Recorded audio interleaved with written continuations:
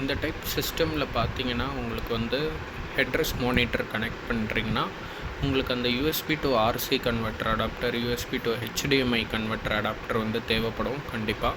Plus இதில் video output வந்து எப்படி எனேபிள் பண்ணுறது அப்படின்றது நான் சொல்கிறேன். கார் செட்டிங்குள்ளே போங்க. இதில் ஜென்ரல் ஆப்ஷன் இருக்கும். இதில் போனீங்கன்னா இந்த ரைட் சைடில் ஏவி அவுட்புட் அப்படின்ட்டு இருக்கும், இல்லை வீடியோ அவுட், இந்த மாதிரி 2 வேர்டில் ஆப்ஷன் இருக்கும். அந்த மாதிரி வேர்டே இல்லை அப்படின்றப்போ நீங்கள் என்ன பண்ணணும், ஃபேக்ட்ரி செட்டிங்கில் போயிட்டு பாஸ்வேர்டு போடணும்.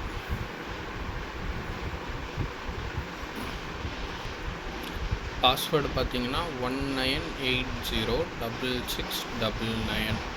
இதை போட்டு கன்ஃபார்ம் பண்ணிவிட்டு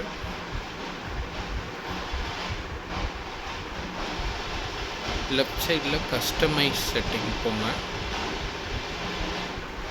ரைட் சைடில் லாஸ்ட்டில் பார்த்தீங்கன்னா உங்களுக்கு